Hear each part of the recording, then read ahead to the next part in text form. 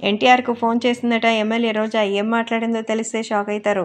Junior NTR హాస్పిటల్లో ఉన్నారని తెలిసి రోజా ఫోన్ చేసి మాట్లాడినట్టుగా తెలుస్తోంది. గతంలో టీడీపీ పార్టీకి ఎంతో అనుకూలంగా ఉన్నటువంటి రోజా టీడీపీ పార్టీలోనే రాజకీయ ఓనమాలు నేర్చుకున్నారు. కానీ ఆ తర్వాత టీడీపీ పార్టీకి గుడ్ బై చెప్పి వైసీపీలోకి చేరిపోయారు. 2 సార్లు మంత్రిగా, 2 సార్లు ఎమ్మెల్యేగా, 2.5 సంవత్సరాలు మంత్రిగా తన పదవీ కాలాన్ని కొనసాగిస్తోంది రోజా. ప్రస్తుతం చివరి దశకొచ్చింది. కేవలం ఒక్కరోజే. మరి ఈ ఫలితాలకి సంబంధించిన విషయంలో జూనియర్ ఎన్టీఆర్కి కాల్ చేసి, మరి రోజా అయితే తెలుగుదేశం పార్టీకి మీ మద్దతు లేనప్పుడు వైసీపీకి ప్రకటించొచ్చు.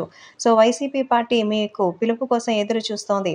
మీరు వైసీపీ తరపున టీడీపీకి బుద్ధి చెప్పొచ్చంటూ అటు చంద్రబాబు, లోకేష్ మీద మన ఎన్టీఆర్‌ని రెచ్చగొట్టే ప్రయత్నం చేసిందని తెలుస్తోంది. కానీ జూనియర్ ఎన్టీఆర్‌కి రాజకీయం అంటే ఏమిటో ఇప్పుడు కాదు, ఎప్పుడో తెలుసు. అందుకే దానికి దూరంగానే ఉంటున్నారు. అదే విషయాన్ని రోజా కూడా స్పష్టం చేశారట. రాజకీయాలకి ఇప్పుడు నాకు ఎటువంటి సంబంధం లేదని, తాతగారు పెట్టిన పార్టీని కాపాడాల్సిన బాధ్యత ఒక మనవడిగా నాకుంది. కానీ ఇప్పుడు సమయం లేదు. దాన్ని చూసుకోవడానికి పెద్దలు ఉన్నారు. ఎప్పుడైతే నా అవసరం వస్తుందో అప్పుడు తప్పకుండా నేను తెలుగుదేశం పార్టీలోకి వెళ్తానని, అప్పటిదాకా ఏ పార్టీలోకి వెళ్లాల్సిన అవసరం కానీ, లేకపోతే ఇష్టం కానీ అస్సలు నాకు లేదని, ప్రస్తుతం సినిమాలకి సంబంధించి చాలా కమిట్మెంట్స్ ఉన్నాయి. వాటిని పూర్తి చేయాల్సిన అవసరం ఉందని రోజాకి సుతిమెత్తగానే నో చెప్పినట్టుగా అయితే సమాచారం.